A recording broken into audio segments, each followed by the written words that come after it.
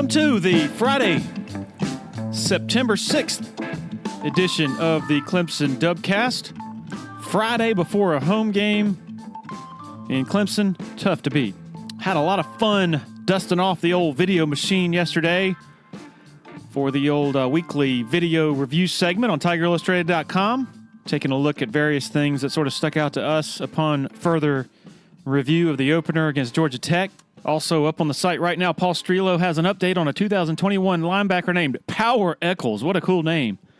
I mean, it's not Storm Duck, but still pretty cool nonetheless. After I finish recording this, going to get started on the final thoughts for the A&M game, so stay tuned for that on TigerIllustrated.com. Title sponsor of the Clemson Dubcast, Parham Smith Archenhold Law Firm in downtown Greenville. They have been with us from the very beginning. Blake Smith has been a good friend of mine for years, dating back to the days when he taught a law class at Clemson with Terry Don Phillips. Also, Brooke Archenhold, major Clemson fans. The forte of their firm, which is at 15 Washington Park in Greenville, is medical negligence. They represent patients and their families in medical negligence actions. Also handle all sorts of other personal injury litigation. Free consultations. Parham Smith and Archenhold. Give them a call, 864-990-4581, or go to parhamlaw.com. Want to welcome aboard to the podcast Blackacre Law Firm, sister law firm of Parham Smith and Archenhold in Greenville. Stuart James is a 1998 Clemson grad, big Clemson fan, just like the Parham Smith and Archenhold family. Blackacre gives you the representation you can depend on when you're on the home stretch, closing on your house. All those documents you're signing, all those technical aspects of it. The last thing you want is for something to go wrong at that point. Blackacre also provides services for wills, powers of attorney, durable, and healthcare. Don't put yourself and your family in a bad situation by not having these important documents. Call today for a consultation, 864-775-5400, or go to their website, blackacrelawfirm.com. That's BLACKACRE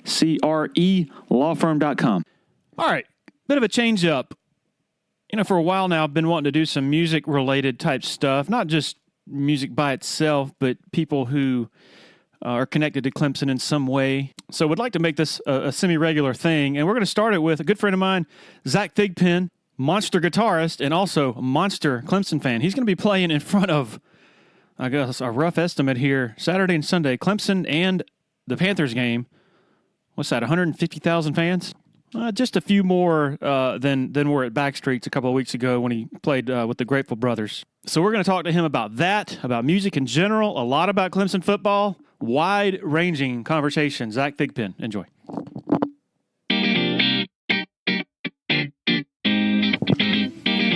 Okay, my friend, Zach Thigpen. Been looking forward to this. Me too. How's it going, Larry? Good. So you're a TI subscriber. Thank you for helping put food on my table. I am. You're a loyal listener to the Dubcast. Yes, I am. That's part of what I do with my work day sometimes is listen to the Dubcast. It's excellent stuff. Is that cool with your boss that you do that? Yeah. He's cool. I'm still getting work done. What do you do? I'm a software developer. So I sit at a desk and work on a computer and listen to music and podcasts and yeah. We've got music playing in the background, by the way, the Adam Deitch Quartet. That's not by accident. We figured since music is such a big topic of today's podcast, we might as well have the right atmosphere. So I'm curious, like I cannot work and listen to music. Like I have to, if I'm listening to music, I'm thinking about, what's that? You know, what's that? It depends on how intensive what I'm doing, like how much logic I have to process with whatever software I'm writing. But I certainly have an issue with music with lyrics sometimes. So I listen to a lot of instrumental music. That tends to be less distracting. And then even podcasts, though, that's a lot of words. Like I said, it depends. You know, sometimes I can get into something where I know exactly what I'm going to do, and then I can listen to a podcast or something. But if I really need to sit there and figure something out, I'll either turn it off or listen to some instrumental music. All right. So at this point, I'm sure some people listening are like, why do you have this graphic design guy who plays music on your podcast? Software developer. So, I'm sorry. I'm not a graphic designer. Sorry. It's okay. first answer is you're a huge Clemson fan. You went to Clemson. Yes. And the second part of it is you're going to be playing guitar at halftime Saturday of the Texas A&M game, and not just that, but is it halftime of the Panthers game? It is. Same deal. Halftime there Panthers too. Rams on Sunday, the Super Bowl champion Rams. Isn't that right? I think they're Super Bowl champions. No. The Patriots beat them. The Patriots beat them. I'm sorry. We can. Yeah, they held them to like 10 points or something. So I'll go into this too. The Clemson football has taken up so much of my football life that I can no longer pay attention to the NFL. I just don't have the bandwidth for it. I'm the same way. I'll watch the Texans now because Deshaun and all that, but I don't have the bandwidth to keep up with it. Like we were talking about, I'm a 49ers fan. Love the 49ers, but when Sunday comes after a huge Saturday and with everything that's been going on with the football program, I just can't process it anymore. So I don't know who the Super Bowl champions are. It took me about 5 seconds to remember. With me, it's like by the time Sunday gets here, not just the bandwidth, like the brain capacity, but the family life. Like if I sat in front of the couch for 6 hours watching the NFL on Sunday, I would not be married anymore, and my kids would hate me. So, But I do like the NFL. Like it's such high level. I just love football in general, but it's a lot. I mean, I'm a season ticket holder, so I mean Saturdays are all day events when they're home games. So I mean, Sunday's a day of rest. So, all right, you have played halftime before at Clemson one time? I've done it twice before. So let's see. I played when I can't remember if I was a junior or senior. So it would have either been 2009 or 2010. And this was so I'll give you the lead up story to that. So, I'm a performing arts major. That's what I have my degree in from Clemson, audio technology, degree. And I guess somewhere along the line it came out that I played guitar and, that was what I did. I had a band around town, New Tone, if anyone remembers that. We used to play 3 or 4 nights a week, and somehow I still got up and went to class. Where would y'all play? We played Loose Change and Backstreets and TDs and 3-5-6 on occasion, and Griffin's, when it was Griffin's on the corner there. You remember? Yes. It used to be Apollo back in the day, and now it's like the oyster place. It used to be Acropolis. Acropolis, not Apollo. Apollo was down where Abernathy is. Mm-hmm. That was actually where we played our first gig, and they had that outdoor patio, and we would play there quite a bit. But anyway, so I got tapped to play guitar for the musical Rent. I don't know what they call them, the Clemson Players or whatever. Mm-hmm. Clemson was putting on a production of Rent. And I played guitar for that. And I guess I did an all right job.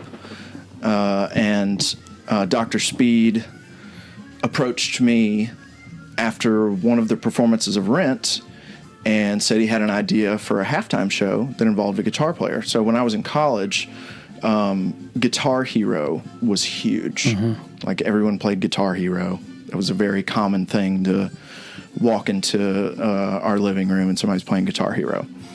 Which was also fun for me because I didn't play Guitar Hero, but I would play the songs that they were playing on Guitar Hero on my actual guitar. And I would just like, oh man, you're getting a high score. Like you're doing so great. And I'm like playing the song for real. Anyway, that was my way of being a jerk. So anyway, Dr. Speed approached me and said he had an idea and he wanted to do a Guitar Hero halftime show. So that was the first show. And where did he see you play the Rent? Was it at the Brooks Center? At the Brooks Center. Okay, yeah. We were doing Rent at the Brooks Center, which was really fun. I've gigged a lot over the years, but that's the only time I've ever done a theater gig. So that was really cool. It still is. I haven't done any musicals or anything like that since then. So that was a fun opportunity, and I thank Dr. Goodstein for that. He was, I think he's retired. I'm not sure. He was in the performing arts? He was the head of the performing arts department at the Brooks Center, and then he became the interim dean of the College of Arts and Humanities. And then I guess he did a good job because they made him kind of like Dabo. He was the interim dean, and then they made him the dean. So he's been the dean of the College of Arts and Humanities for a while. But he kind of directed that, and he tapped me to play that. So yeah, that was the first one. And then the second one, we waited 4 or 5 years, and then we did another show. And now we're doing another show again, which has been 4 or 5 years. I think that's kind of our cadence now. It's like every 5 years or so, we'll bring it back up. We don't want it to get stale, I guess. All right, so what years? 09? I believe 09, and then maybe 2015 or 14. I'm doing a poor job at remembering these years, but somewhere around those dates. Well, I remember the second one, the most recent one, because I had heard of you. I didn't know you, but I knew we were in some of the similar musical circles. When did you start playing music? So I started playing music when I was 12. I got an acoustic guitar. I think I went to a summer camp that I always went to. There were some older guys that had some guitars that were playing some songs. I was like, man, that's pretty cool. And so I got a guitar. My father's a musical person. He was a band director back in the day, and went to Furman and played clarinet and all that kind of stuff. Played piano a lot when I was in the house growing up. And I got a guitar and fell in love with Dave Matthews Band. That was kind of my first foray into really going deep on a band. And I just learned, at one point I had a list, and I think I knew like over 200 Dave Matthews songs, or songs that they would play, which is really great because a lot of those are like not your standard guitar part kind of things.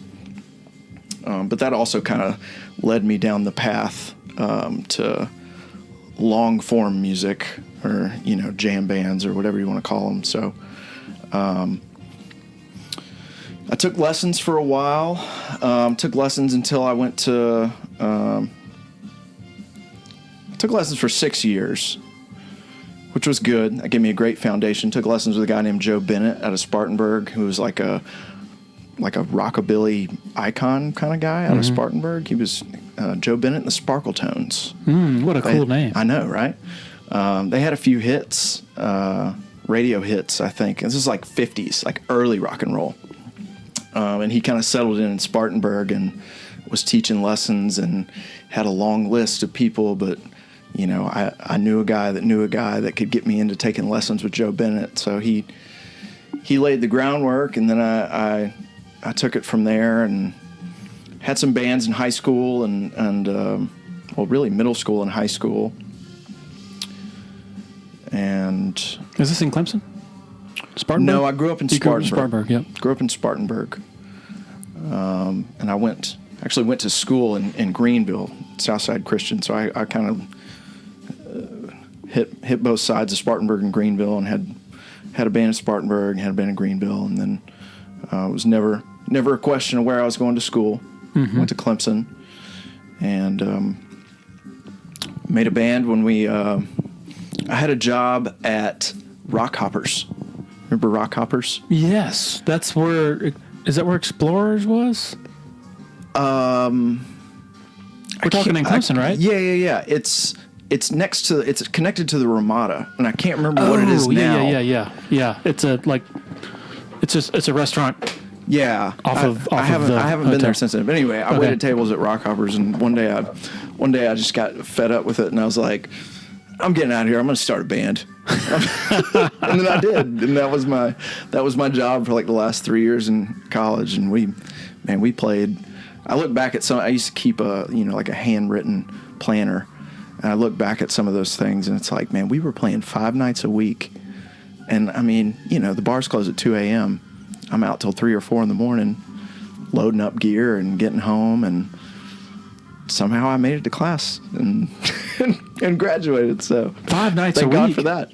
There were opportunities to play music in Clemson 5 nights a week? We did the same kind of thing that we do now. We had an acoustic version of the band, and we just, me and my buddy Justin Garber,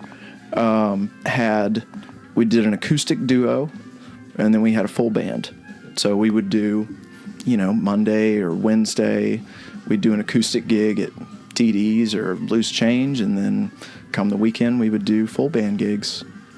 Could you do that now? Could a band do that now? Here in Clemson? Yeah. I don't think so. Why?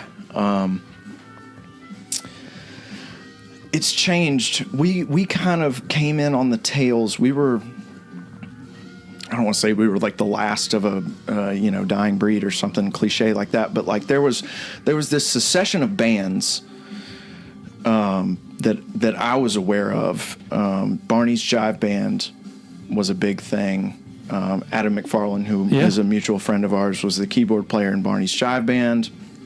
Paul Liadici was a guitar player in that band. So they were kind of, they came in, when the Joint was here. Remember the Joint? Mm-hmm. A legit music venue. Yeah, for sure. And then there were bands after that, Brad and Paul, Brad Crow, who's in the Grateful Brothers that you play with sometimes. He had a band with Paul called Resco, and then Paul and Nick Collins had Singular Muse, and then there was, I think they were called Jive Theory. Mm-hmm. So Jive Theory ended, and we stole the drummer from Jive Theory, Daniel Tompkins, and we made New Tone. And, that was there was like this succession of bands. It was like that band, and then this band, and then this band. They're all kind of jam-centric rock and roll bands that kind of came through town. And then after we left, I left town and I moved to Charleston, so I wasn't in town, but I would come back, and there wasn't anybody that picked up the torch after we left, it seemed like, as far as just like playing out all the time and carrying that same crowd, because we would bring the college kids in, but it was also a lot of locals, mm-hmm. And we still do that when the Grateful Brothers play. There's people that I've known here for 15 years, and they still come out. They used to be at my shows when I was 18 years old, and now they're at my shows when I'm 31 years old. So that's pretty cool. How much of it, though, is related to maybe college kids liking more rap, new country type stuff? There's certainly some of that. There's people's tastes change over the years, and there's nothing wrong with that. But also just from an owner's point of view, like if you're gonna, it's cheaper to pay one guy that's going to DJ, that's going to entertain everybody all night just mm-hmm. as much as a band would. You got 5 people on stage versus you got one person playing whatever. But I try not to disparage people's tastes in music and things and say this is right or wrong or whatever, but it's certainly unfortunate on some levels as a musician. I think there's less opportunities. All right. So I do want to say that I think that Fuller at Loose Change and Pete at Backstreets do a great job of still bringing in bands. It hasn't died off completely. They do have live music downtown. Less so at some of the other places it used to. I can't remember the last time I saw a band at TD's, but there used to be. I saw O'Teal Burbridge play with the Lee Boys at TD's when I was, 19 years old. Derek Truck's band played at Backstreets. Yeah. Way back when. Panic did too. Really? Yeah. Yep. There's a picture of Widespread Panic playing at Backstreets. It's under one of those glass tables. I'll show it to you next time we're there. Late 90s? I mean, late 80s? Mm-hmm. Okay. Yeah. But yeah, Derek Truck's band, Colonel Bruce played at Backstreets. I mean, yeah. Pete had a lot of, people that went on to really do something come through Backstreets. I think I guess maybe it would have been concurrent with the Joint, but certainly when the Joint closed, I think Backstreets kind of became the place for a while. So 80,000 people. I mean, what's your like swing thought like in golf terms? Like, I know when I'm nervous, like whether I'm going to, speak in front of a Clemson club group or something, like I'm usually pretty nervous because I don't do that every day. Right. Or whether I'm asked to sing by a certain band at Backstreets, I just have some sort of thought like, okay, sure. Like when I'm speaking to a group, I picture like somebody who speaks well, like about sports, like Kirk Herbstreit or something like that. I'm like, okay, calm me down. Do you have to be? I mean, or are you just so used to it? I don't know that I necessarily try to, think about someone else, but it's certainly nerve-wracking. I mean, it's a ton of people, and I'm sure it is the biggest venue that I'll ever play in my life. Panther Stadium, 60,000. Death Valley is far, far greater than that. And it's like, it's you, like it's in your blood, it's Absolutely. In your soul. Yeah, I mean, it's an incredible honor. Yeah. To be out there. It's a crazy thing. It's unlike anything I've ever done. Certainly having done it before helps. But it's something, so I'm the kind of musician that wants to just get up there and whatever happens musically happens. I prepare a lot on the front end, and so that I can be free musically. That's the kind of music I like to play. I don't want to play the same song the same way every time. That's boring to me. But in this case, there's still some variation. I rehearsed with the band yesterday, and I played it differently. The full band? Probably every time. Yeah, I rehearsed with the marching band yesterday. Over on that field? Mm-hmm. Okay. It was 100 degrees, and there is no shade on that field. Yeah. It's crowned from the old days. Yeah, yeah. So, yeah, it was. I mean, it all went well. The playing went well, but the first time we ran through the show, I broke a string. And then, my guitar is getting used to being 100 degrees from being in my house, which is 70 degrees. So it's going out of tune left and right. And I'm just like, oh, man, I got to get this together. But it went well. But it's one of those things where I want to play it so many times beforehand that I don't have to think about it in the moment. Like, I can't look up and see all these people and have to process music. Like, it just needs to be automatic.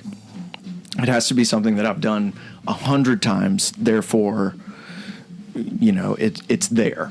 If I lose my place, then my hands probably know what to do because they've done it so many times.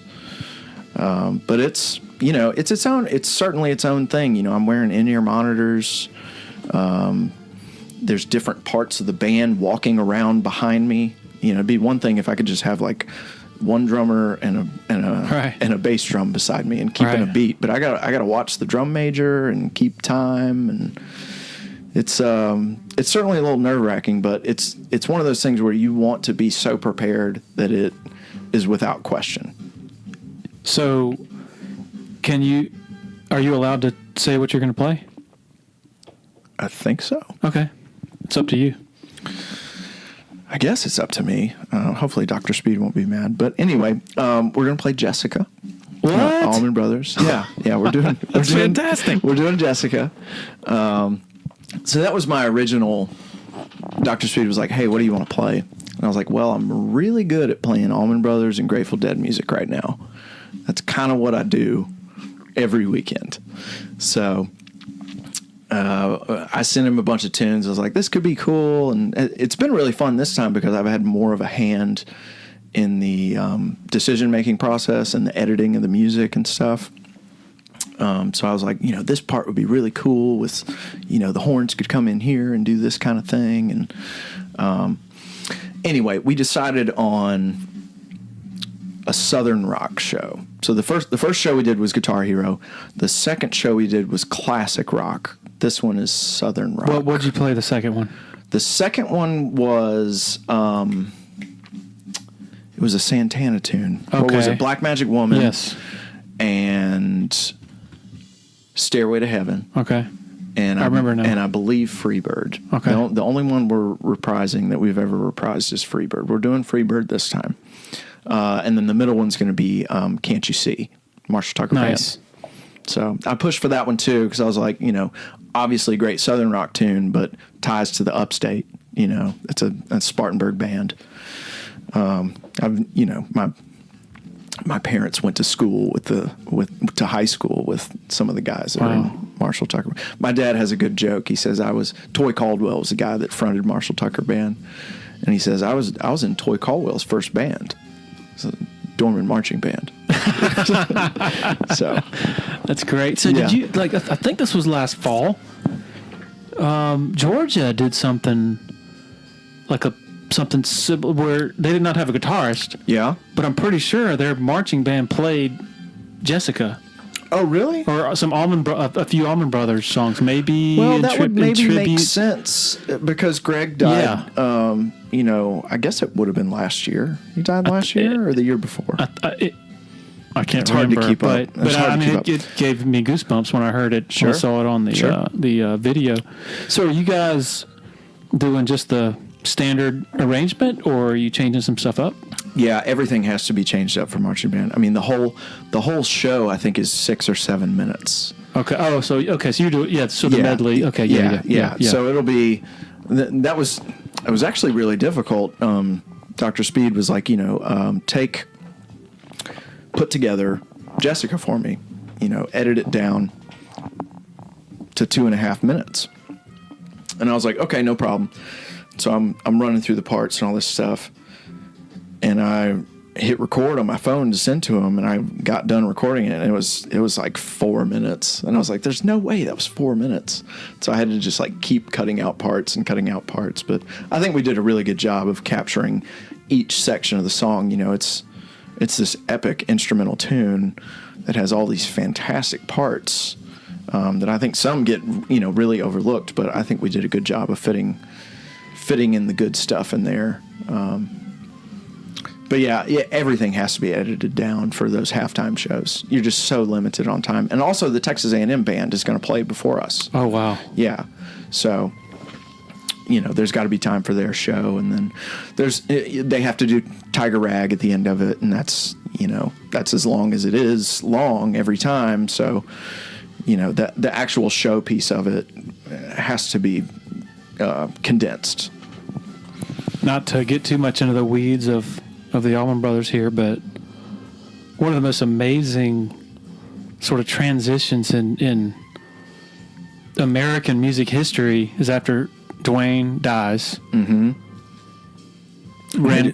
Chuck Leavell joins the band. Yep. They moved to, they kept going with the band, but they made this left turn into where, it's a 2-guitar band. That's what that band is built on. Right.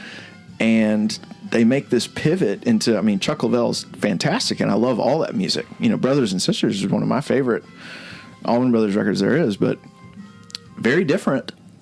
You got a piano basically taking over what would have been a lead guitar. But anyway, but how does a band that loses their main guy, and then even Barry Oakley, I don't know, I guess he played on that album, or they have Lamar Williams he died? I think Barry Oakley's on Brothers and Sisters because he was like 2 years after Dwayne. Okay. If I'm But how do you turn around and produce an album like that, and with one of the great American songs in Jessica, and people, you might want to wring my neck right now for saying this. I know a lot of people would. The live stuff, I would actually take 73, 74, their stuff when they had Leavell over the Fillmore, Dwayne, stuff just simply because that's a hot take, Larry. It had a whole it's different. A hot take. It had a whole. You're reaching over my desk right now, but I don't know. It just had a whole different feel to it. Sure, I mean it does. I mean it's its own thing, and I used to be this very opinionated music person where this is good music and that's bad music and you're wrong for thinking that this is better than that. But I mean, it's beautiful that you can think that and I can think something different, and that's totally fine, and you appreciate it. I love all that stuff, but I love that music can appeal to so many different people in so many different ways, and music that I would never listen to does the same thing for them that the music that I love does for me. That's a great thing. It's not something that we need to be opinionated about. I think it's fun to debate, but not to get upset about it. Yeah, it doesn't make sense. It's like it's debating. It's like debating your favorite color. Yeah, because your favorite food or whatever. Everybody's got something they like and something they don't like. I mean, there's so if you talk about what makes a good song, well, first of all, what you're listening to and what I'm listening to might be two totally different things. Mm-hmm. You might be listening to the lyrics. Sure. I might be listening to the structure of the song and the bones of it, or the writing of the non-lyrical writing of the song. Mm-hmm. That might be my definition of a great song. Yeah. And then you multiply that times 50 and all these different variables of it's not like there are power rankings, a top 25 right. Quick word about Uptown Realty LLC, headed up by Patrick Enzer, former sports writer who decided to get into the real estate game. Uptown Realty, locally owned and operated out of Sumter, but they serve the Eastern Midlands and PD area with the buying and selling of homes, commercial properties, and land. They also offer affordable new housing in the mid 130,000s from a local custom builder. Patrick is the sole owner and broker in charge. Grew up in Anderson, going to Clemson games, been in Sumter for 15 years, loyal Tiger Illustrated subscriber, loyal Dubcast listener. Website is uptownrealtysc.com. Over the year we've been doing the Dubcast, we've developed a great relationship with the folks over at the Abernathy Boutique Hotel. In addition to being a great meeting spot for our interviews we conduct with local personalities, also a fantastic place to stay. The Abernathy is rolling out a loyalty savings program for 2019. After your third stay, you'll automatically be rewarded with an exclusive offer. It can be applied to future reservations for the remainder of the year. 15% off rooms, 15% off food and beverage at Taps Bar and Cafe. Learn more at theabernathy.com. All right, so you started really loving Clemson football when? Oh man, I'm a lifer. So my mother says I don't remember this obviously, but my baby shower, I think she got something like 13 Clemson outfits or something, So my dad became a big Clemson fan probably in the 70s and 80s, and was there. I don't think he was actually there, but was there for the first national championship and all that stuff. And so, I mean, I was just born into it. My earliest memories are going to Clemson on Saturdays in the fall, and my uncle's a big IPTAY donor, and we always had season tickets through my family, and all of his sons went to Clemson, and there's pictures. I used to, before I could pay attention to a 3-hour football game, my parents would bring toys in there, and I would sit on the bleachers and run little cars back and forth on the bleachers when I was like 2 years old. Mm-hmm. So I mean, there was a long time. Almost up until I graduated college, where I almost didn't miss a home game since the age I was like 2 years old. Mm-hmm. So I mean, it's been ingrained in me forever, and I mean that's what makes this time that we have so special to me. Is because I mean I was there for the 4 and 5 win Tommy West years and losing to Duke, and I was at all those games. We never in my life did I think we would be where we are right now. Not in my wildest dreams. So, I mean, everybody says, what a time to be a Tiger, but I mean, it's real. I mean, I do not take any of this for granted. This is, and I was at the first national championship that we lost, out in Phoenix, and I was at the one in Tampa that we won. I didn't go last year, but I was at that one in Tampa, and I mean I'll never forget that moment when Hunter caught that pass. I mean, I was just floating. I mean, I bought tickets. I went down there without tickets, and I paid a lot of money. How much? I think I paid $1,200 for what? Outside for one ticket, for a piece of paper ticket. Oh, yeah. So you like could have been counterfeit. Printed off a printer, and it was a big deal because those tickets were in such high demand that people were counterfeiting them everywhere. And I mean, it was getting close to game time, and I bought a ticket from a guy, and I got in the gate, and it was in the Alabama section. So I'm in the upper deck of that stadium in the Alabama section, and for the most part, Alabama fans are fairly nice. There were a few that were not nice to me in the middle of that section, and at some point, I was there with friends. But we didn't have seats together because we were all kind of in the same boat. We just got tickets, and at some point, we kind of made our way together, and we were all together at the end of that game, and I'll never forget that moment. That was unbelievable. I cried. I cried like a baby. It was unbelievable. As you're flying or whatever out to Phoenix, and then driving, I assume, to Tampa a year later, are you thinking, we're going to win this damn game? Or are you thinking, man, I don't know? What's your...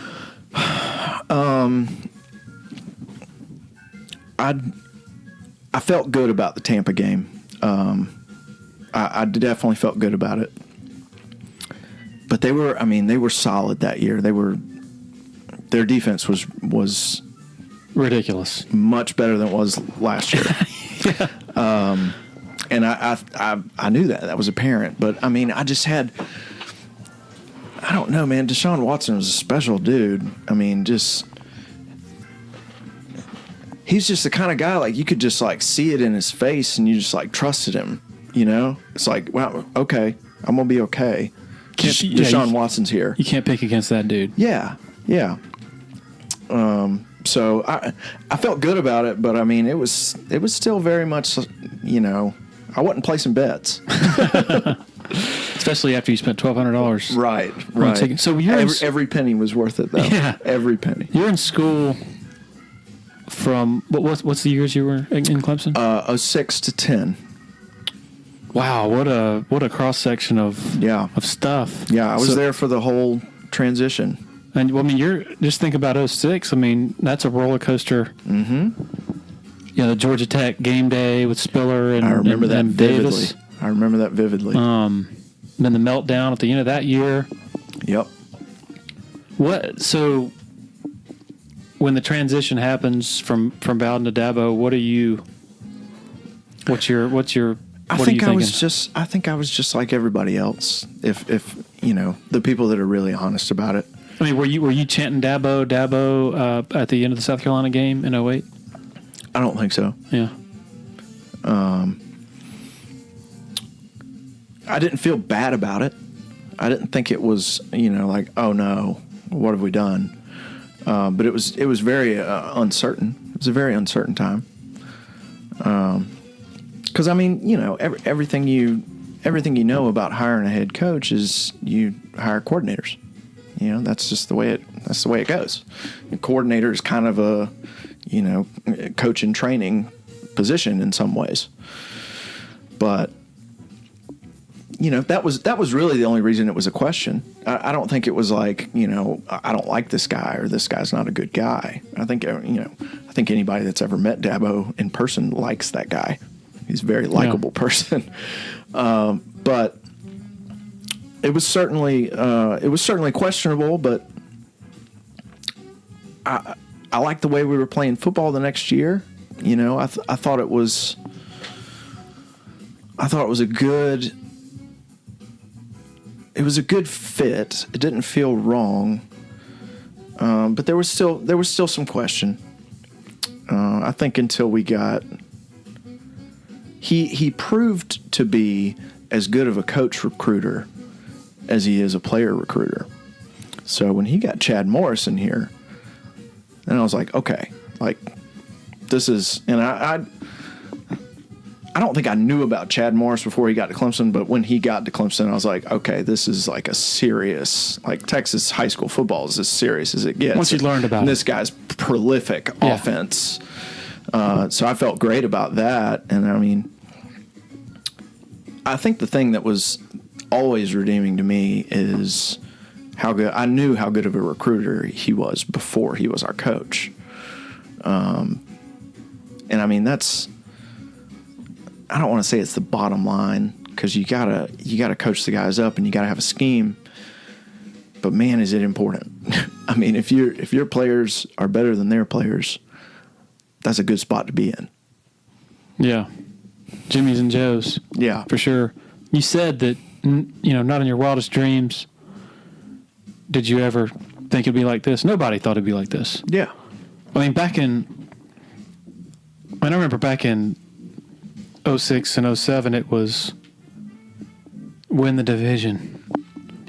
10. All right, the wildest dreams were 10-win seasons on a regular basis. It was win the division, but I really think that my dreams ended at us just taking it back from Florida State and winning some ACC championships.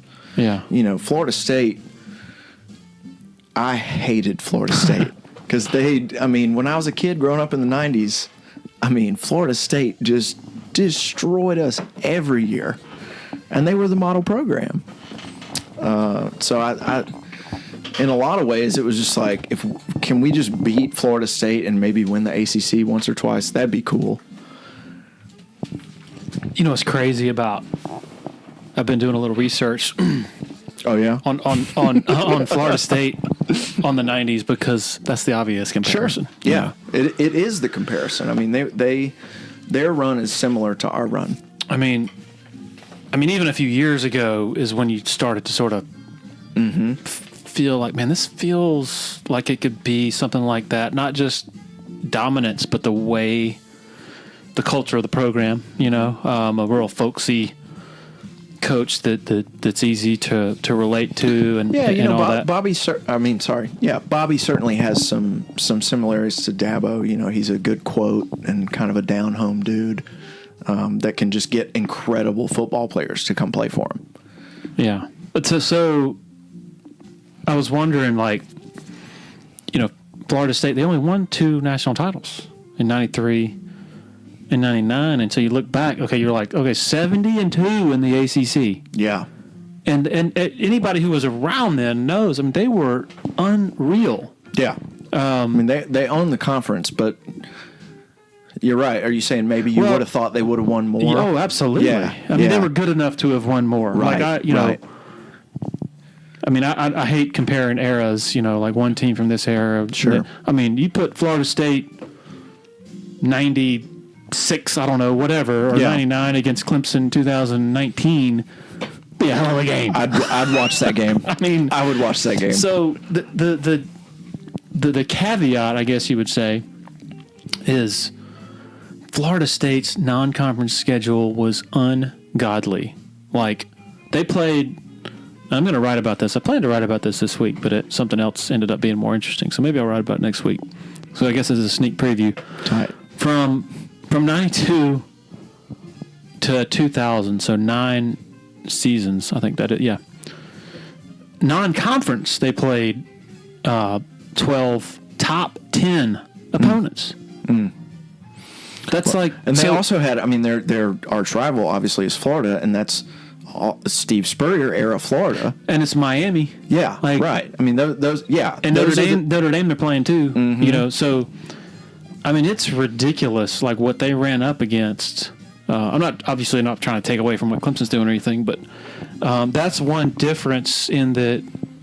Clemson, to its credit, tries to schedule, really rigorously at a conference like Texas A&M. Yeah, right. Come to town. They have played and will play Georgia. Yeah. Auburn. We don't quite have the quality of the rival like Florida State did back in the day. So yeah, somebody in the Midlands needs to sort of uphold their end of the bargain. But anyway, it's remarkable that Florida State had to face that steady diet of not just. They weren't just ambitious schedulers. It was like every dang year they're playing a top 10 team non-conference. So they didn't shy away from it. And I mean, obviously Alabama plays in the mighty SEC, but you don't. Their non-conference is not. I mean, it's they don't schedule the quality opponents. Do you think? I mean, they were really. Alabama they had kind of a lackluster first half against Duke. Do you think that could have been because they were a little tired from the SEC schedule last fall? I mean, that's that's pretty recent. I can't imagine how tough it was to have played in the SEC 10 months ago. Were you sitting on your couch this past Saturday watching the SEC meltdown? No, I heard about it after the fact. I was actually that's right. I was up in North Carolina playing some gigs. That was really cool weekend. Some people had us up to play basically a private camping trip. There was like 30 people up there, and they had the band up there to play. Wow. Yeah, Saturday and Sunday night, and it was magical, man. It was really nice. It was right on a river. We like floated the river during the day and played music all night. And the cool thing was we got there and the guy that runs the campground had this full light rig set up that I had no idea about. And we're playing at the bottom of this old mill, and he's got lights all in the mill, like all on top of us. And he's like changing the lights and while we're playing and stuff. So like the whole house is lit up behind us, and there's like 30 people there. Wow. Anyway, I heard about the meltdown after the fact, but I did have a fun weekend. Unbelievable that, South Carolina's season has flipped on a dime after 1 week. I mean, are they looking at 3 wins? I mean, boy, you hate to overreact off of one result, but where are the wins? Yeah. That was supposed to be one. I heard a good one. Somebody said that Bentley threw his name in the transfer portal, but it got intercepted. Oh man, I had to do that. I thought that was funny. So you lived in Athens for how long? I lived in Athens for right at 4 years. So we'll go back to I graduate from Clemson, and I moved down to Charleston. And like I said, my job when I was in Clemson was basically playing in a band. And Nick Collins was down in Charleston, and I was like, man, I'll just link up with Nick, and I'll form another band, and that'll be that. Pretty tough to move to a new city and immediately have those musical connections enough to sustain yourself playing music. So I'm driving around one day and I see a Guitar Center, and so I go into Guitar Center. I'm like, all right, I'll get a day job at Guitar Center. Well, it turns out that I was really good at selling things. I was the top salesman the first month that I was there, and there was a guy that worked there that was one of the top salespeople in the whole company.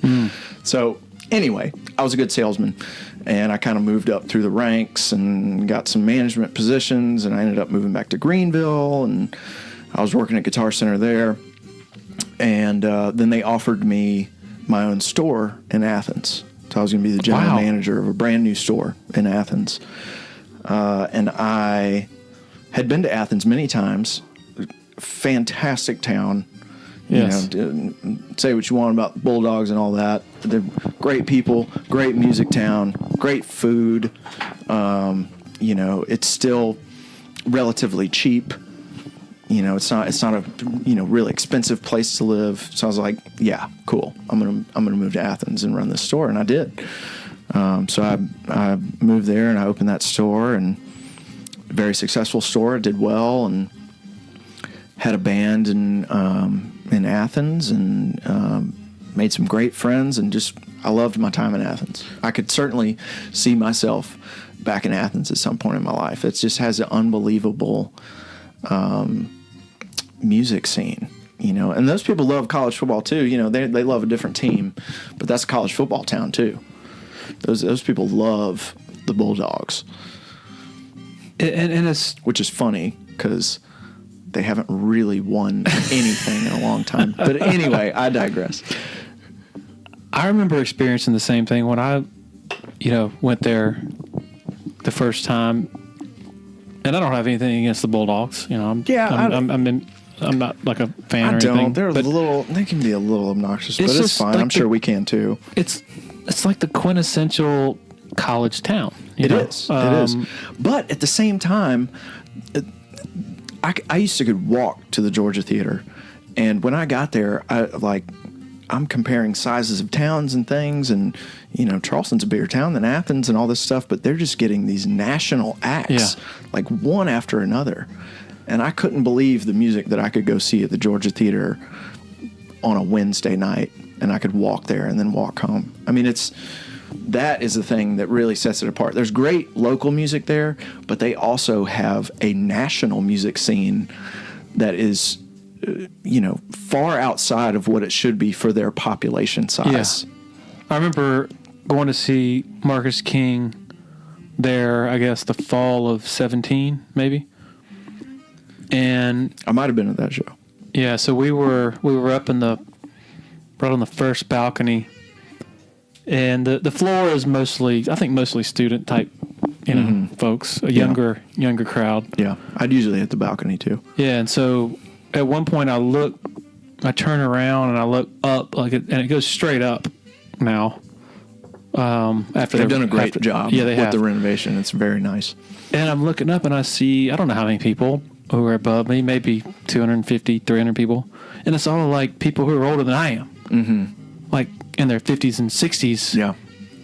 Like that's all it was. And so you have that, it's like ingrained in the culture there. Like they want to come see good music where... Well, I mean, they've been seeing incredible music for 30, 40 years. Right. I mean, the thing that was... To hear the people that live there recount what was happening with the B-52s and Pylon and Love Tractor and then REM, and it was their little secret. This is before the internet.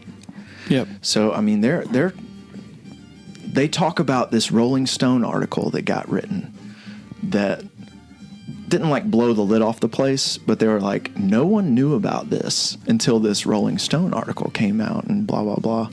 And this is before the B-52s blew up. The B-52s were this weirdo indie band before they had any of those Love Shack hits. Mm-hmm. They were like avant-garde art music. So it's fun to sit and talk to those people that were there for that, because it was really like this amazing microcosm thing that came out of their art school. I think some of the B-52s people were in the art school, and Michael Stipe was in the art school. And I used to go to their art exhibits and things that they would have at UGA, and I don't know, I don't have any insight of who's running that place, but it was all very creative and kind of out of bounds stuff. So kudos to them for incubating whatever was happening there back in the day. So I'm sure if you're the general manager of the Guitar Center in Athens, Georgia, you're getting to know some pretty prominent folks. Can you share some? That was a cool perk of the job. Became friends with some of the Athens people. Met a lot of the Widespread Panic guys. So Dave Schools doesn't live there. John Bell doesn't live there anymore. JoJo doesn't live there. No, Dave lived there maybe right as soon as I was getting there, and then he moved to California. But Dave would still come back. I'd be standing outside downtown sometimes, and Dave's school would walk up. But Sonny came in the store quite a bit. Me and Sonny are very good friends. Todd would come in from time to time. Todd still lives in one of the little suburbs, like one of the little rural cities outside of Athens. But Sonny's who I really got close with, and I actually was able. So there's an unreleased Sonny Ortiz solo album that I'm the guitar player. That features Zach Thigpen. I'm the guitar player on the Sonny Ortiz solo album. So we'll see if that ever does a thing. We were actually lined up to play some festivals a couple of years ago, and I think it didn't line up with Panic's touring schedule or something, so it didn't happen. But we might unearth that thing. But talk about pinching yourself. I went to, when we were first writing out those songs, I would go rehearse with Sonny at what was basically Widespread Panic headquarters. It's like, is that like in the outskirts? Is it right down there? No, it's right behind the Classic Center. Okay. It's in like it's not really like a storage building, but it's in like this kind of like an office string of buildings that people would rent out. And I mean, it has all their archives and just boxes and boxes. And I would just sit down there and let alone I'm playing music with Sonny Ortiz and giving him musical ideas, just unbelievable in and of itself. But like, I'm sitting there and like, they have, you remember like the little school planners you used to get? Yeah. For like, and it would tell you what was like for lunch on what days and who knows what. They had those for their tours. So it would be like spring 96 tour, Widespread Panic. And I'd like pick it up and open it up. And it's like, whatever, I said spring. So like, March 13th, travel day, wake up 9 a.m., lunch, 12 p.m., be at the bus at this time. The next day, show up at this venue. It's just like a little planner that they made for their tour itinerary. And then the craziest thing was I found a chord chart for Airplane sitting on the ground. Wow. And it's got like Mikey's handwriting on it and Jeez. stuff. Yeah. It was just sitting on the floor? Just underneath like a stack of books or something. And I like pick it up and I try, you're around people like that and you try not to like geek out around them and stuff. But I mean, I was like, Sonny, I was like, he's like, yeah, whatever. He didn't care. That's his life, but I was like, whoa, so yeah. And I mean, I had Jeff Sipe into the store to do a clinic one time. Maybe the best drummer on the planet. Jeff Sipe is my favorite drummer of all time and one of the sweetest human beings ever. So, he gets to the store and it's around lunchtime and I was like, you want to go grab some lunch? So I drove Jeff Sipe to Chick-fil-A and we sat there and had lunch and talked about, Project Z and all this crazy stuff that he did, in the 90s, like Post-Aquarium Rescue Unit and it's like pinch yourself stuff, but it's very cool now. I can, Jeff Sipe's in town, I'll call him up and, we'll meet up and hang after a show or something. But I have dreams one day, and maybe you'll be the third drummer on this, but I have dreams one day of a Grateful Brothers show with Jeff. Oh my goodness. Jeff Sipe on drums. I think I can make it happen. If we did a show up in Asheville and called him up and he wasn't doing something else, I really think he would do it. All right, Widespread Panic. I'm obviously selfishly fascinated by them, having been a fan since it's like 1991 or 92. Why are they still together, in your opinion? I think you go back to the Allman Brothers and stuff like that. I think that's all they knew. That's all they did since they were kids. And when you grow something like that, like the Allman Brothers or like Widespread Panic did, and then, obviously Dwayne died and then Mikey died. I I think obviously Dwayne and Mikey would have wanted them to continue playing music. I think Mikey specifically communicated that to them. You know, Mikey, different circumstances. Mikey basically knew he was going to die. You know, Dwayne was a tragic accident, but, you know, that's part of it. Part of it comes down to the music.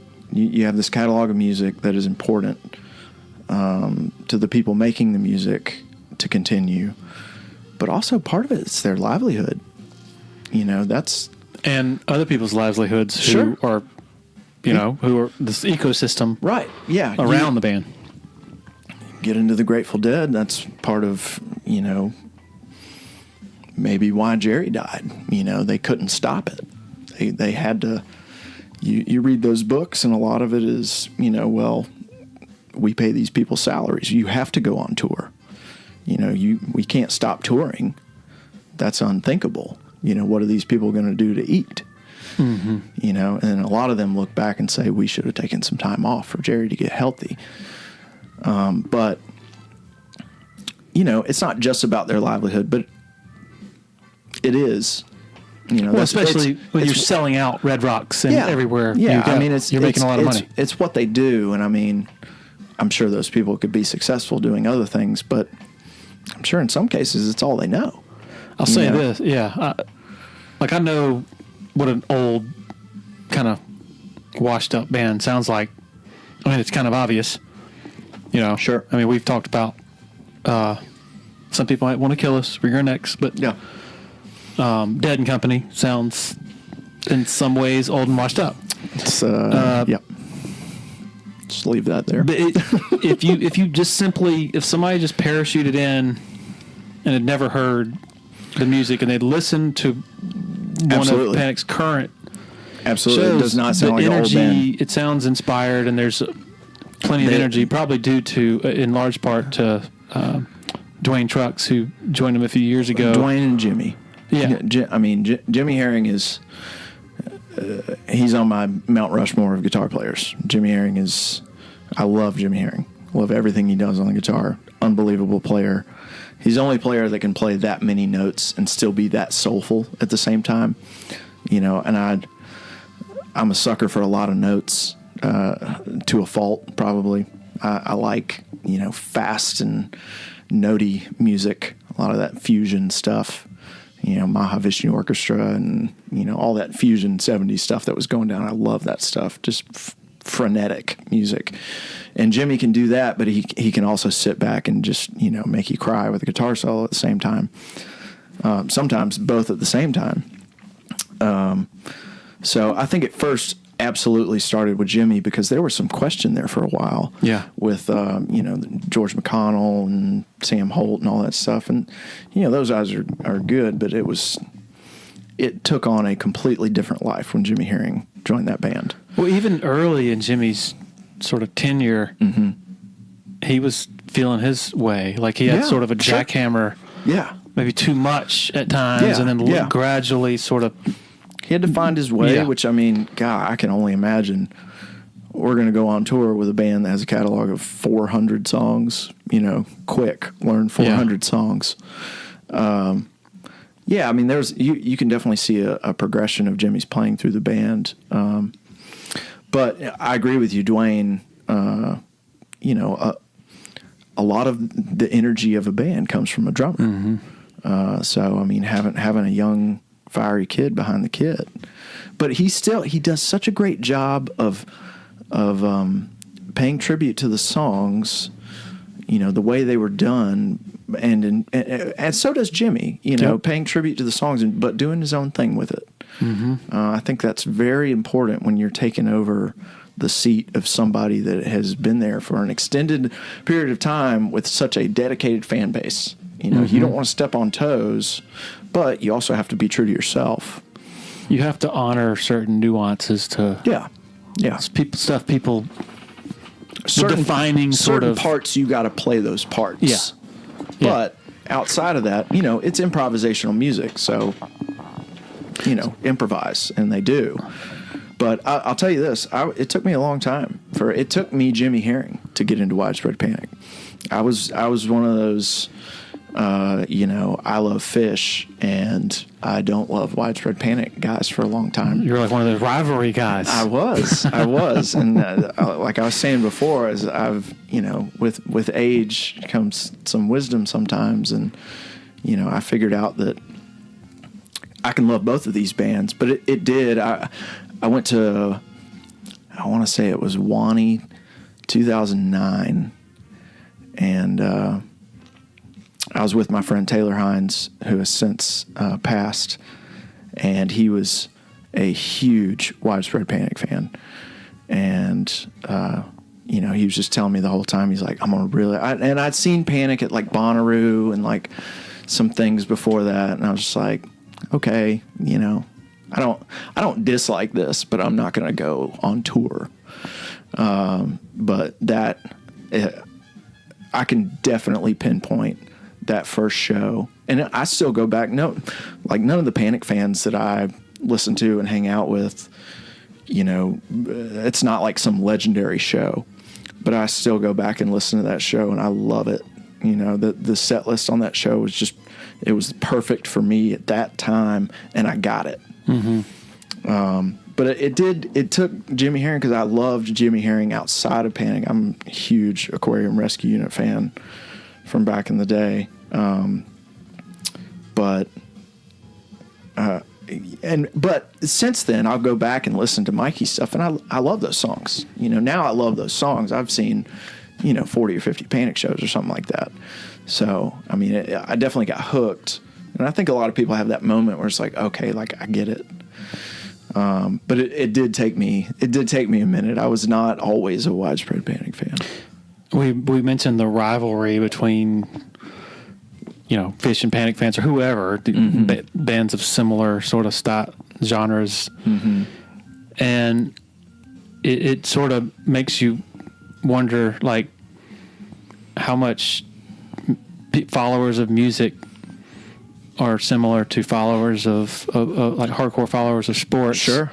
And everybody's got their team. Yeah. And the bands don't think anything of it, I don't think, because no. I read, I think I sent you this, one of Widespread's former roadies from way back in the day wrote a book, Larry Aquaviva, and there was a passage in there when they first played with Fish back in, I don't know, it must have been like 90 or something. Early Horde tours. Yeah. Or I think even before that. Yeah. They used to trade shows, so Fish was big in the Northeast. Yeah. Because that's where they're from. Panic was big in the Southeast, and they would trade shows. Fish would open for Panic in the Southeast, and then Panic would open for Fish in the Northeast. Yeah. But I think the first time maybe, it was up in the Northeast, mm-hmm. and Panic sound checks, and then Fish comes and does their sound check, and they play what Panic had played, one of Panic's songs, like to the T, like just sat there and totally mimicked it. And there was immense respect. Right. Reciprocal. They weren't respect. They weren't like, making fun of them or something. Right, it was just like, that was a cool song. Right. Yeah, let's play and this song. And then the Panic guys were like, holy crap, they just played our song, you know. I've always... So, when I was coming up, going to concerts, you want people to know, like, whether you're, like, writing the set list down or something, mm-hmm. or you're calling for that rare song. Yeah, I'm chasing a, whatever.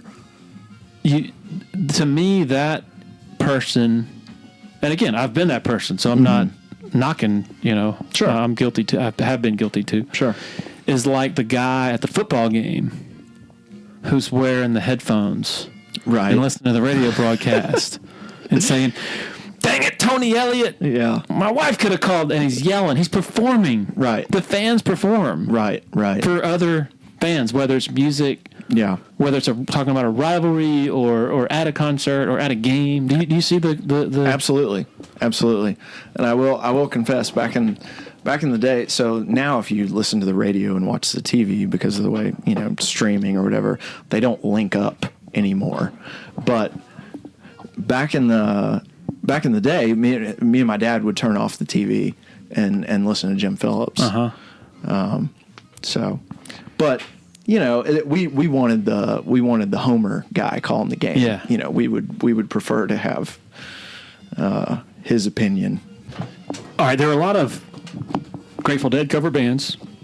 A lot of them really good. There are a lot of Allman Brothers cover bands. A lot of them really good. Mm-hmm. How did you come up with the idea? How was it hatched to do a Dead/Allman cover band? So, Brad Crow and I have always talked about being in a band together, and we'd always been in separate bands. We would, he would come sit in with my band, or I'd go sit in with his band or whatever. And I think there was just the right time where both of us were free enough, and I had moved. Well, no, I was still in Athens, but we just saw the opportunity, and we're like, all right, let's do something musically. And his favorite band is the Allman Brothers, and I love the Allman Brothers. Arguably, I'm a Fish guy. I love Fish. I think their run through the 90s is unprecedented musically, just what they would do on a nightly basis. Anyway, if you want to talk about a song catalog, I think the Grateful Dead song catalog is up there. It's up there. I love the Grateful Dead. Jerry is, some kind of muse. I don't know where he came from, but his guitar playing and his writing and all that stuff is, there never has been and never will be anybody like Jerry Garcia. So anyway, I think Brad watched the Fare Thee Well shows, like those, the shows where they did with Trey playing guitar, and it was like the last time they were all going to play together, and he finally really got on fire for the Grateful Dead. And so I was like, all right, well, it's like, we can try to write some music, but we're not going to write any music as good as the Grateful Dead and the Allman Brothers. So I said, let's do a Grateful Dead tribute. And we're just texting each other back and forth. And he's like, let's do a Grateful Dead and Allman Brothers tribute and call it the Grateful Brothers. And I was like, there's no chance that name's not taken. That's too good. And so you thought there were other bands that I just thought I was like the Grateful Brothers. That's, yeah, not to toot my band name, but I was like, that's too good to be true. That's solid. That's a solid band name. I did a Google search, nothing. So we went with it, and we assigned so we still texting back and forth. Like, who would you want to be in the band? Mm-hmm. We listed off the people who wanted to be in the band. Mm-hmm. And over the course of the next month, we called those people, and we got everybody that we wanted to be in the band. And then we assigned 40 songs, and everybody learned the tunes and had a rehearsal, and it was really good. And, almost 4 years later, here we are, and it's been great. It's such a fun band because everyone loves the music, everyone's serious about it, and we're all friends first.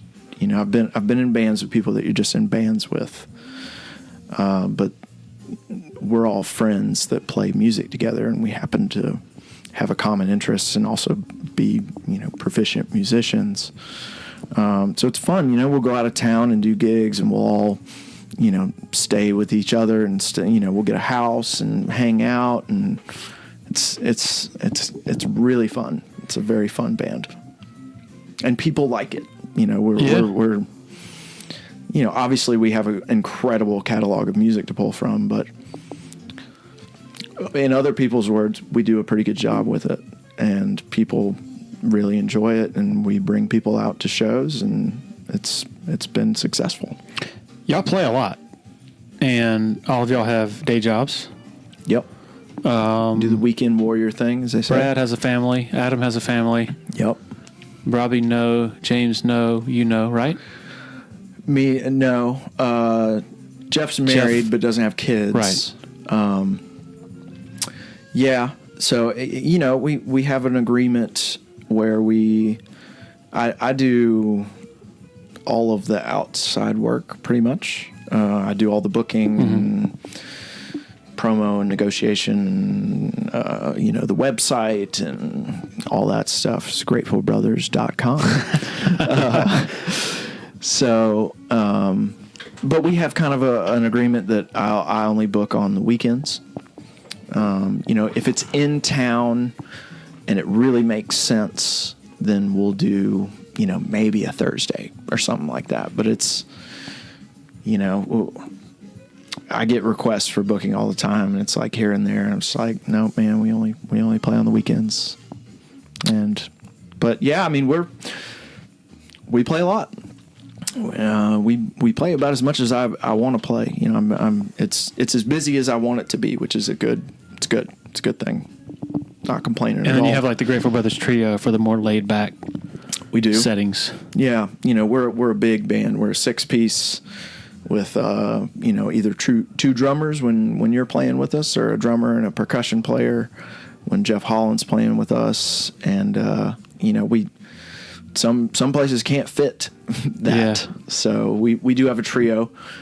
Sometimes it's me and Adam and Brad, so 2 guitars and keyboards. And then sometimes it's me and Adam and James, where it's a guitar, keys, and drums, and James will switch back and forth from guitar and drums. And it opens things up to smaller venues and, places that maybe, I have to request a certain amount of money for 6 people, and, maybe they only want to pay for 3 people. So it gives us more options. What's the difference between playing with a drummer and a percussionist and 2 drummers? So when you play with us, it's always a blast. We really enjoy having you out. Which we're playing at the SO. Yes. I should probably pull up the date, but it's the night before the Charlotte game. It is the night before the Charlotte game. It is September 20th at the SO Club. But I would say, it's more of a driving thing with 2 drum sets. It's more of a unified freight train kind of primal kind of low end. Yeah. Whereas Jeff, there's more accent and pizzazz, counter things. Yes. Jeff is very much a kind of a world beat kind of drummer, where James is great at James is for the people listening who don't know, James is the drummer, James Hall, and Jeff Holland is the percussionist. So James does a great job of keeping us. We'll take it to some weird places, and I can count on James. James will go out there with us, but I can count on him to be back at home when we need to go back to where we came from. But Jeff loves to play off of what James is doing and do some type of polyrhythmic counter thing to what he's doing, which is fantastic too. I just love the variety of it. Yeah. As somebody that's not in the rhythm section, I can rock out to the freight train that you and James are doing, or if Jeff's there, I can play off of his rhythmic thing that he's pushing and pulling against. So it's fun to switch it up. It's interesting. A friend of mine, Evan Daner, who plays in the Wobblers, he's the front man of the Wobblers, another great local band. Great band. He came to one of the recent Backstreet shows, and he and I were together last Friday night, and he goes, "Yeah, I was watching, and sometimes y'all, the 2 drummers you're playing the same thing he's playing." And he's like, why is that? And I'm like, well, I don't know, to me at least, there's some value in that sometimes, because it's a more powerful, punchy kind of. Well, it just sometimes me and Brad play unison guitar lines. Yeah, or Adam. There's something going on in unison, and it's almost like unison and harmony. It's like you can play in unison, or you can play in harmony, and they're 2 completely different things, and they have their own place and their own time for them to be appropriate. I remember when I saw y'all It must have been within the first few months y'all started playing. Y'all played a Backstreet show. Our first show was at That was Backstreet's. okay, your first show. Maybe it was the first one. That was the first place we ever played. Was Backstreet's. I'm which watching was that. very appropriate. We Yeah. all grew up playing Backstreet's. So I remember watching it going, wow, like, there are cover bands who sort of just, it's a loose approximation of the songs, of whether it's Allman of the Deads or whatever. They just sort of jam it out or, but you guys y'all play the structure of the songs is to the T, and that's hard to do. It was important to us to get the songs right. Yeah. But it's also very important to us to maintain the out improvisational piece as well. So we want to play the song the way the song is written, and then if we're going to go off into a jam or go wherever, that's what we want to do too. But those songs were written the way they were written for a reason, and I think if we're going to put both of those band names in our name, I think it's important to be correct. The great thing that something I told the band one time is like, these songs are so good that the only thing we have to do is play them right for it to be good. We just have to play them correctly and it'll be good. And then we can do whatever we want to do. What I love about both bands, well, among a lot of things I love, is as a musician or, a wannabe musician, a musician. Lot of some of their catalog, you've heard it for years and years and years, and a lot of their stuff sounds simple. Mm-hmm. But when you try to play it, then you go to play it, and it ain't simple. You didn't realize there were all those little things in there. I guess about a year and a half ago, Brad Crow and Adam McFarlane and I played like a last-minute thrown-together gig at Smiley's. Mm-hmm. And we rehearsed like one time, and it was just a bunch of very assorted covers. And toward the end of the night, Brad says, "Hey, you want to play Jessica?" I'm like, "Oh, yeah, sure." Like, I know that song. Yeah. And then some of those changes, it fell apart. Probably because of me. Well, and I didn't know. There's just a lot of stuff going on. Everyone hears that melody at the beginning and like, oh yeah, it's Jessica. It's like there's some tricky stuff in there, man. It is not easy music to pull off, but that keeps it really fun for me. It's never boring. If you run a business that conducts credit card transactions with customers, you got to learn about Tandem Payment. Credit card processing company has offices throughout the Southeast, but the one in Greenville in the upstate, headed up by a 2005 Clemson grad. Tandem's technology allows business owners to offset their credit card processing costs by applying a small customer service charge to each sale they make. Tandem has an A+ rating with the Better Business Bureau and was awarded the Better Business Integrity Award in 2013. Check them out at tandempayment.com. Big supporter of the Clemson Dubcast is Harris Flooring America. Based in Anderson, South Carolina, Harris Flooring has been instrumental in a lot of the facilities transformation you've seen on Clemson's campus lately. From the Allen Reeves Center to the McFadden Building to Memorial Stadium to the Neary Center. Family owned and operated since 1947. The owner, Scott Junkins, big Clemson guy. Harris Flooring is just as good inside the home and the residential realm as they are with the larger scale commercial stuff. Give them a call, 864-642-6183, or online at flooringamerica-anderson.com. All right, you wanted to talk about the Tennessee Peach Bowl. Yeah, so we were talking about topics to talk about, and I feel like this game never gets mentioned. Yeah. So honestly, I feel like this team. So everybody talks about Taj Boyd and CJ and James Davis, being a lot of the reason for where we are now, which absolutely they are, not discrediting any of that. But I feel like this team led in to the Taj Boyd and the CJ Spiller being able to be here. So this is when I'm a senior in high school, and I just remember this so vividly. So, and I honestly, I don't remember what our record was that year, and I want to say it was the same year as that crazy Miami game that was like... No, that was that was 04. That was 04? Yeah. Okay. That game was crazy, too. The stadium was literally vibrating. Well, that was 05. The one here was 05. Yeah. 2 years later. That game was insane. Anyway,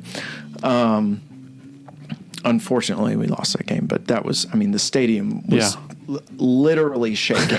That was the loudest thing I've been to a lot of loud concerts. That was the loudest thing I've ever heard in my life. It was amazing. Anyway, so I just remember it so vividly because I want to say Tennessee, they were either in the SEC championship game and they lost, or they lost some big game at the end of the season. So there was some disappointment of them going to the Peach Bowl. They were very highly ranked. This is Casey Clausen, Tennessee. And so we decided, at that point in time, we just went to home games. We didn't go to a lot of away games. And we didn't go to a lot of bowl games. My dad went to a lot of bowl games before I was born, and then we didn't go to a lot of bowl games. But we decided to drive down to Atlanta and go to the Peach Bowl. And... so my dad's a preacher. He works at a church, and we have a lot of Tennessee fans for some reason that go to our church. And someone said to my dad, and he told me this, he said something to the effect of, we're embarrassed now that we have to play Clemson in the Peach Bowl. They thought they were going to be, maybe if somebody lost, they were going to get a shot at the championship or something like that at some point in the season, maybe 2 games earlier or something. So anyway, we go down to that Peach Bowl, and our seats, we had great seats in the old Georgia Dome, but they were right on the line where they divided the Clemson fans and the Tennessee fans. There's Tennessee fans sitting behind us and beside us, and they're just having a ball. Like they're just going to, run the floor with us. And that game starts, and it was back and forth, but we took control of that game, I think early third quarter, and then it was over for the second half. And I just remember having a party, just having the best time with these Tennessee fans that thought that they were just in a different class than we were. But I mean, that was a great football team. That was they were like number 6. Okay, yeah. Tennessee was. Yeah. But I mean, that's Derek Hamilton, Kevin Youngblood, Dwayne Coleman, Charlie Whitehurst, maybe Chancey Stuckey's on that team. He was. Yes. Chad Jasmine. Yep. When I looked back, because I wanted to talk about this, and when I looked back at the roster earlier today, and I was like, that was a good football team. Well, they were so. That was the team. They were supposed to be good entering the year because Whitehurst had taken the job in 2002, I believe, even though they got crushed by Texas Tech. And that was the year people thought they would beat Georgia. In the opener, and Georgia comes to Clemson and wins 30-0. Yeah. A lot of up and downs in those times. Good grief. It's like, why did we lose that game? What's weird about that time is that, Clemson wins its last 4 games. Obviously, Florida State winning that game to start. Right. That was the beginning of Tommy starting to beat Bobby every now and then. Yeah. That was so you win those last 4 games, including 63-17. That was the same year, 63-17? That was the same year. Oh, and so you go into 04. What a great time that was. You go into 04 thinking, okay, they bring back Whitehurst and they bring back a lot of these key players. The best thing about 63-17 was that was unexpected. Like, I thought we would win that game, but no one... It was like a 2-point spread, maybe. That was completely unexpected. It was almost a pick 'em, right? As far as I remember, I mean, this is... Yeah. I was in high school. Positive it was, but when I think back to that time, I think of 04, and you had some of the key pieces coming back, but you had nobody on the offensive line coming back. And at that time, Clemson fans had forgotten how to sort of view, what defined a good team and a bad team. Like how to ascertain, I guess, whether their team was really good. Yeah. Right? Yeah. So you had a lot of fans going into 04 thinking, this is the year, man. Sure. Whitehurst is going to lead us to this, but they don't look at the Jesse Pickens, the starting left tackle. We didn't have the whole and, package. Right. We had pieces, but we didn't have the whole package. Right. So what do you think as far as where Clemson is right now? I've talked about this ad nauseum on the podcast, sort of the aftermath and the fallout from what happened in San Jose, and how a lot of folks out there have been sort of losing their minds. Yeah, I've been kind of shook over it. Yeah. I don't remember this type of rhetoric about any kind of off-season, just trying to explain away the truth. Right. The truth that we absolutely beat down, the powerhouse of the last 10 years. I wanted to talk about this too. Your Twitter handle has recently changed. Larry Feinbaum, yes. Thanks to Dabo Sweeney. we can thank Dabo for that. So I think he's the personification of this. Just like making up excuses and just stating things over and over again like they're truth. I stopped listening to him after a while, but it's like most of the things that you're saying are reasons why we're better. You were tired, or you weren't. That just means you're not as good a conditioned as we are. Therefore, that means that we're better than you in that aspect. That's not an excuse. That's a reason why we're better than you are. So I don't know, but they phrase them in these ways like it's like explaining away a win. Yeah, with Feinbaum, I think the problem with him... Tell me more.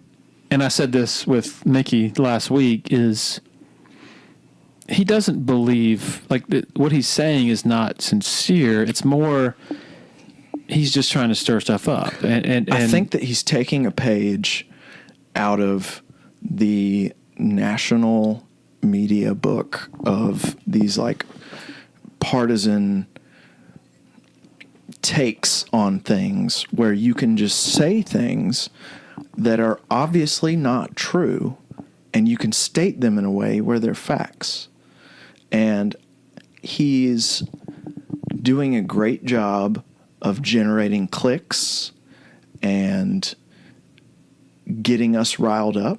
I mean, when I look at Tiger Illustrated and I go on the boards, every day there's something about Paul Feinbaum. Yeah. And that is what he's trying to do. And he's doing a great job of it. But I think it's good in the short term, but I think it damages his long-term credibility. Because, I mean, what are you going to do at the end of the year when you're ESPN and you have, Kirk Herbstreit and Chris Fowler and these guys that do a great job of being fairly neutral and just laying out the facts, and then you're going to bring in Paul Feinbaum and ask his opinion and ask for his pick. And he's just been spewing insane stuff for the last 12 months. It's like, nobody's going to take you seriously anymore. So, as far as with the national media or whatever, the political, whether it's far left or far right, whatever, sure. I think the reporters who are, skewing it or slanting it one way or the other in that respect, when they go home to their wives, they're saying the same thing. I mean, they really truly believe. You think so? What they're reporting is, but I don't know. But with Feinbaum, it's hard to say. I think when he says something like, he doesn't believe that. Dabo doesn't hold a candle to Jimbo Fisher. No, I don't think he does. Yeah. And it's interesting. I was listening to Tommy Tomlinson. He works. I think he still works for ESPN.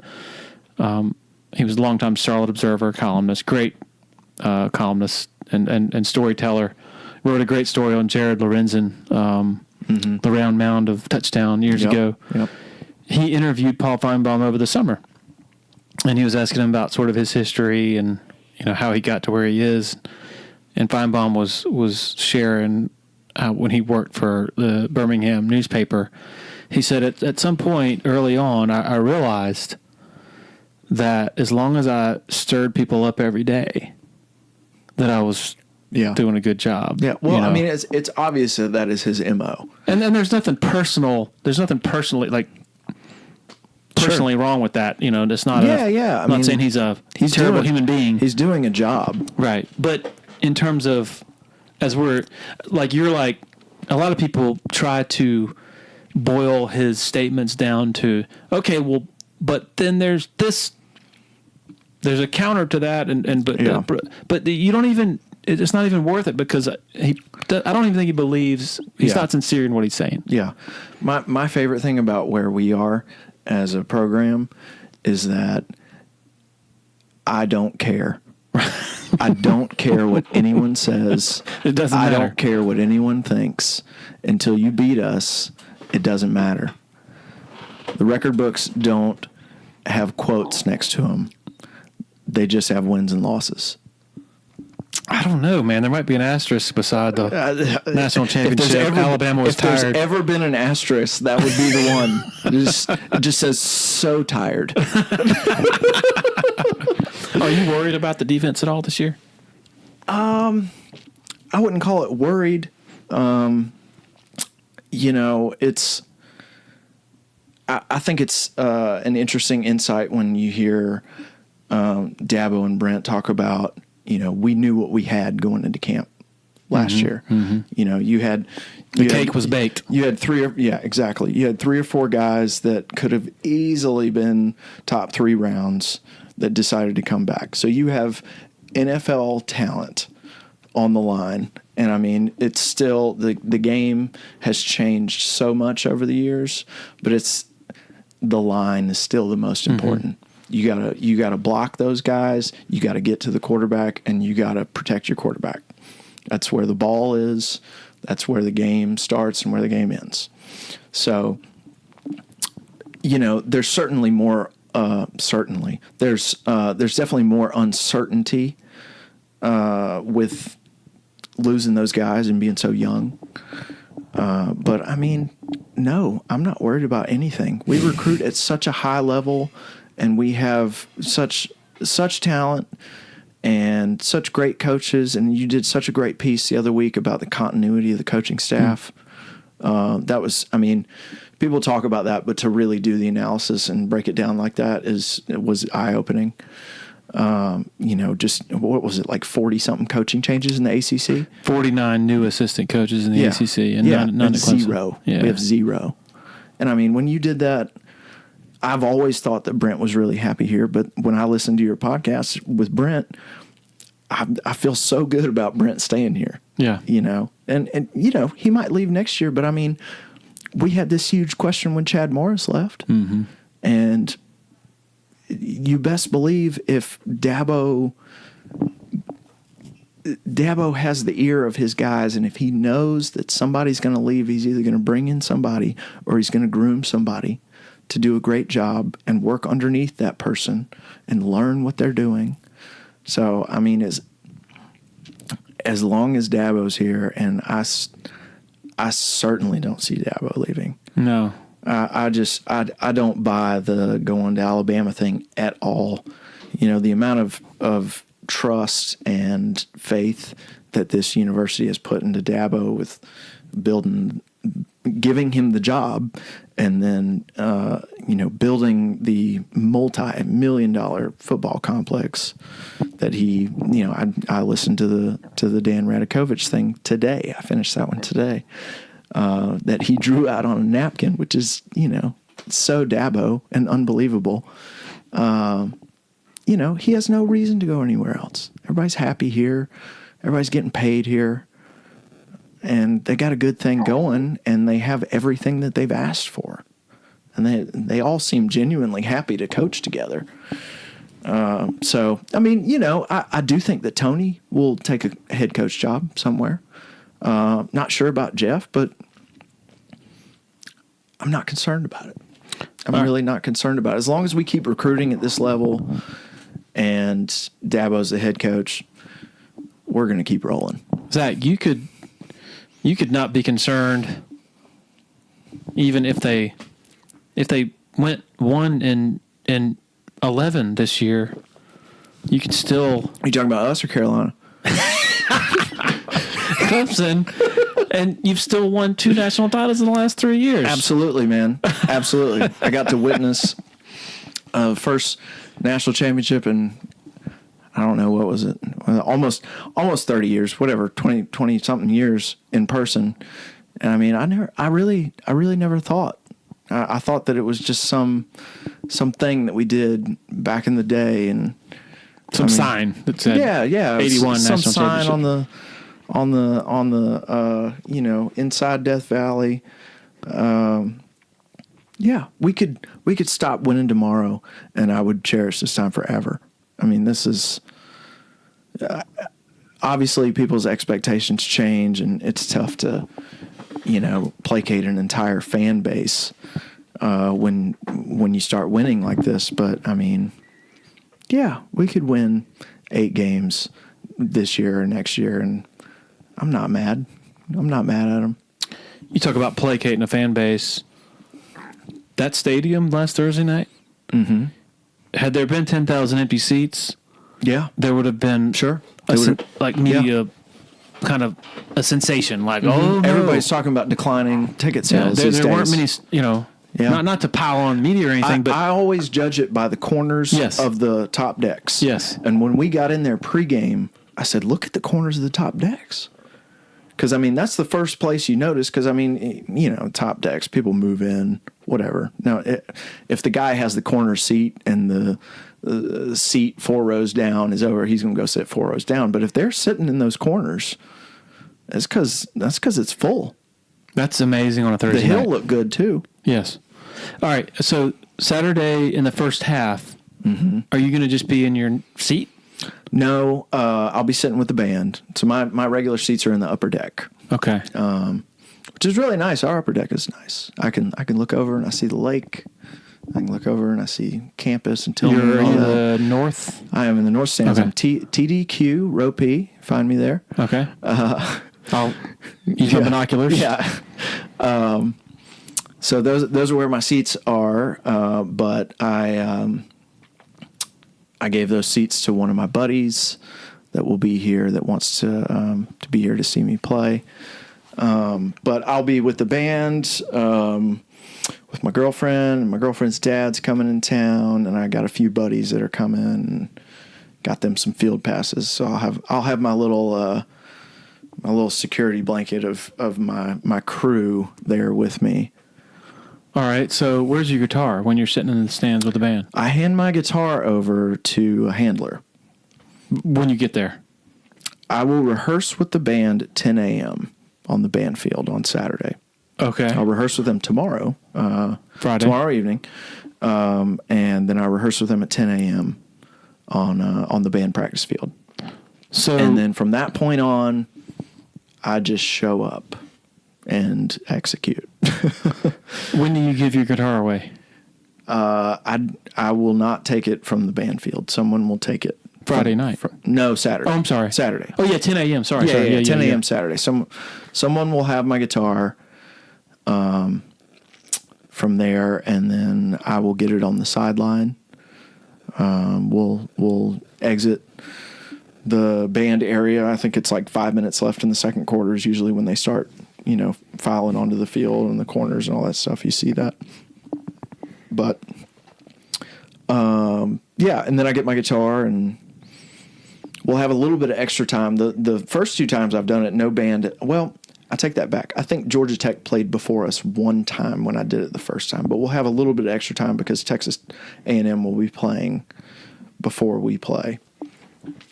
And then it's go time. I tried to get Dr. Speed to let me play Tiger Rag with the band. I wanted it because I know. No, well, I mean, yeah, we'll do the show, but I wanted to do Tiger Rag on guitar with the band. But there's a lot of equipment involved. There's like speakers they have to bring out, and all kinds of stuff that I have to play through.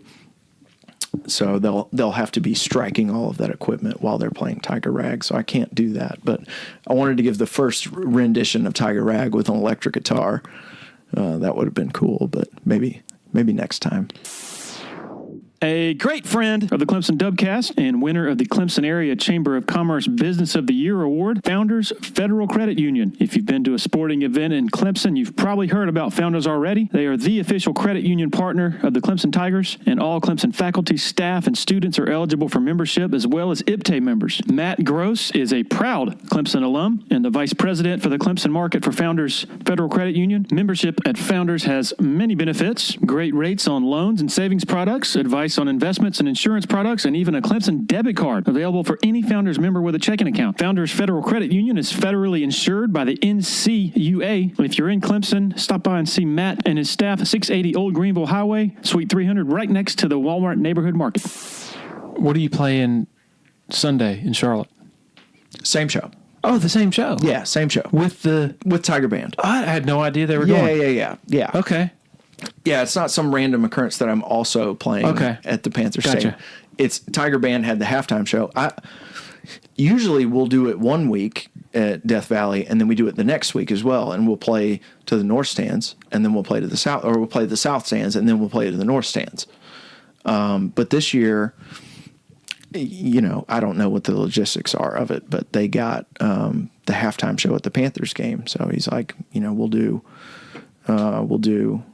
Death Valley on Saturday, and then I'm going to hop on the band bus on Sunday and ride the band bus up to Charlotte, and we'll do the show and then come back. What time do you have to leave Sunday? I don't know. I'll find that out so that I don't miss the bus. Do you have any are you able to take any guests? My parents are coming with me. Okay. Yeah. It's they're very supportive, and it certainly is, kind of a once in a lifetime thing. I may play Death Valley again, and if I may not, but don't know that I'll play an NFL stadium again.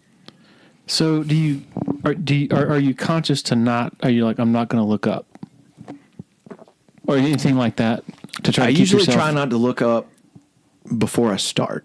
Mm-hmm. At some point, once it sounds good, I usually try to make sure I get into the tune and things are going good and it sounds good, and then maybe I'll let myself look up. I try not. I'm conscious and not conscious of how I look when I'm playing. I don't really have a lot of control over that like some people do. Mm-hmm. So I kind of, sometimes I have my head down. Mm-hmm. So I usually try not to have my head completely down and just in it, because that's, people, there's some kind of spectacle to it. It's like, hey, there's a guitar player, rock out or whatever. So I'll try to have my head up, but there's, you can kind of do the 1,000-mile stare and like not really see, you know what I mean? Mm-hmm. Like I can just like look up and like not really focus on the fact that I'm looking at all those people. But at some point I do try to take it in. Do you feel your heart beating? Like, is it something where you're definitely... Yeah. Yeah, there's no getting around that. But on the other hand, I guess a couple of months ago, when we were talking about you playing the halftime show, you said, "I'm going to crush it. I'm going to crush it." So yeah, you have to have that attitude. Okay, but so you still are. You just have to be. You have to tell yourself that. Yeah, it's not like, oh man, I hope I do good. It's like, nah, man, I'm going to crush this. I'm gonna go out there with Tiger Band and I'm gonna play my guitar like I know how to do, and like I've been doing my whole life, and it's gonna be awesome. Whether it is or not, I'm certainly gonna tell myself that.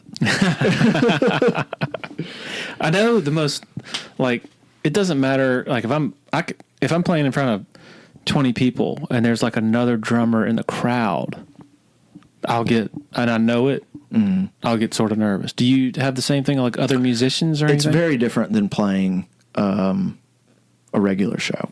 No, I'm not.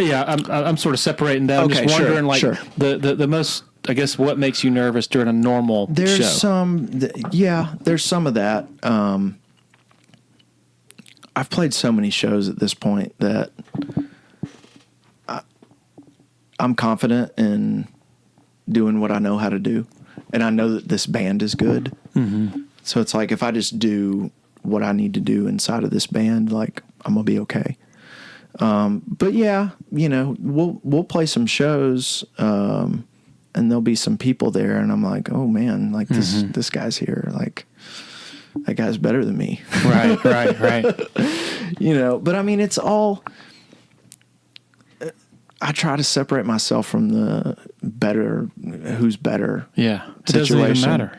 It's like if you put him up here inside of this band at this moment, I'm probably going to do what I need to do inside of this band better than that guy is.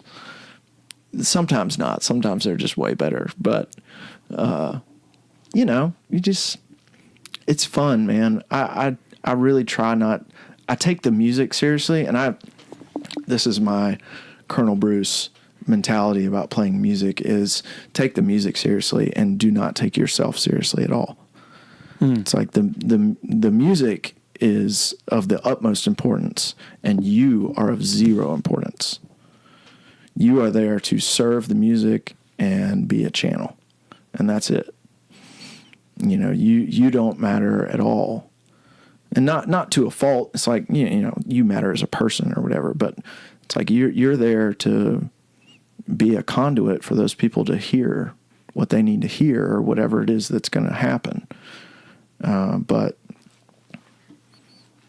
I try to tell myself that, you know, I'm human, you know, certainly I get self-conscious and think about things, but whenever I do, I try to think about Bruce. The craziest thing is that if you took, let's say, all the people who have seen you play in your band stuff, like a total of... Yeah. They would not equal 80,000 No, people. well, not just that, but Sure. let's say it's a total of 5,000 people who have ever seen you play band stuff.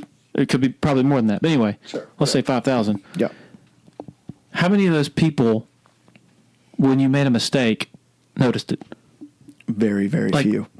5. You know, Very, like very, very that's few. the part that, you know. But like you were talking about, if anybody would, I'm conscious of the musicians. Right. And that's why. Right. Because they know. Right. I know that they know. Yeah. And they know that you know that. Yeah. You know, I know how I am at shows, and I am critical, and I listen. I mean, it's been maybe twice ever, but I've heard Jimmy Herring make a mistake. I've heard him not hit a clean note. I don't love Jimmy Herring any less. And you've seen Trevor Lawrence make a couple of bad passes last week. I did see him. So I think it's so funny that everybody's taken so much from that. Yeah, I can't remember who it was. I might have read it through you or something, but somebody was talking about how well he graded out at checking down his reads, and how much better it was than last year. And he like graded out almost perfect on his check downs and his reads. And it's like, I'll take those 2 interceptions if that dude's going to make the correct decision every time where to throw the ball. Y'all are in trouble. It just goes to show you how and I wrote this earlier today, when you make Alabama look silly in January, and opposing defensive coordinators have 6-7 months to prepare for you. It's just like Deshaun after the 15, after they made Nick Saban pull his hair out, even though Alabama won. Yeah. I mean, you saw Clemson scored 19 against Auburn. It was hard. You saw them in the Troy game. They had 1 touchdown through 3 quarters. Yep. NC State, it was hard. You know, it's Dabo not easy. is so good at the cadence of the season.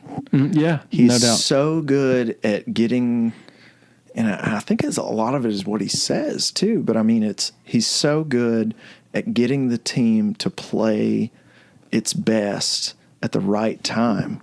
Because I mean, I do think that Alabama team last year peaked at game 5 or whatever.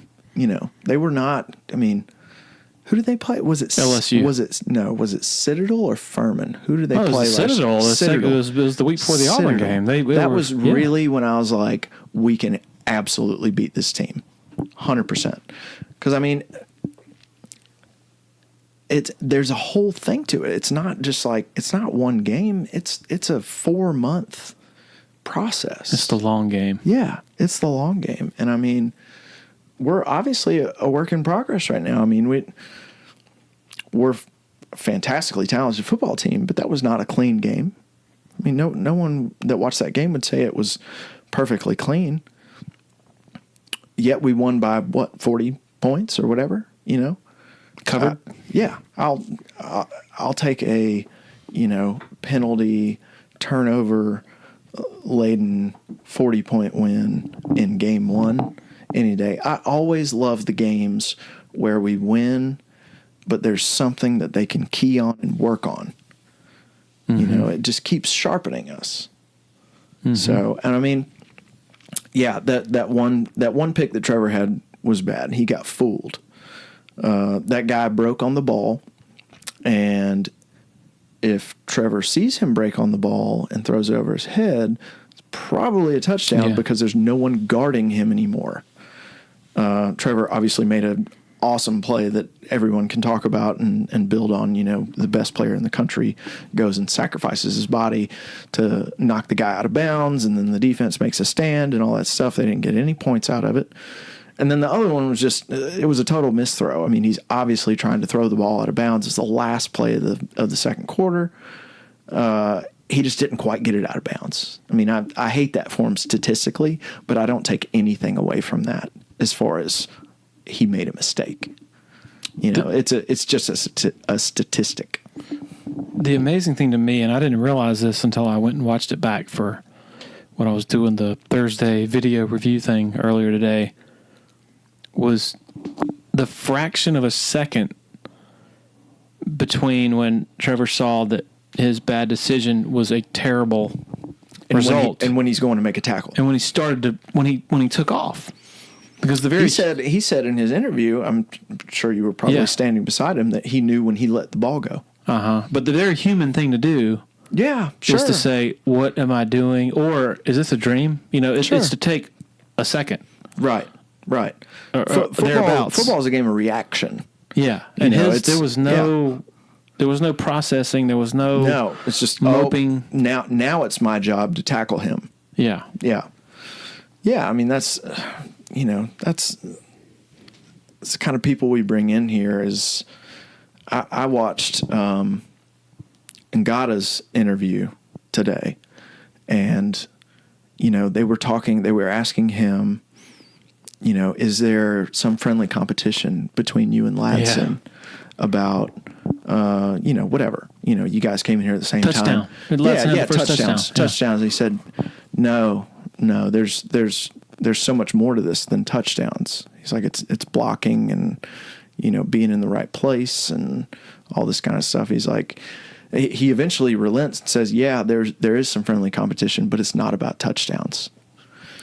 So, I mean, it's amazing to me that we are as good as we are, and we've still found a way to do it, quote unquote, the right way. Like we get these kids in here that are great people, and the coaching staff talks about their parents and their families and, what quality people they are.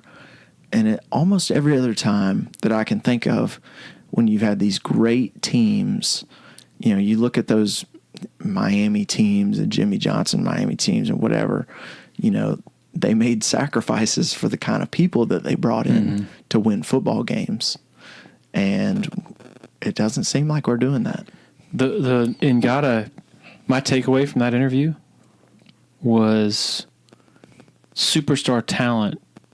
How is this guy 18? But he sounds like a walk-on when he's talking. Sure. That's what that stuff a walk-on normally says. Yeah. Right? Does that make sense? Yeah, totally. Yeah, this is not.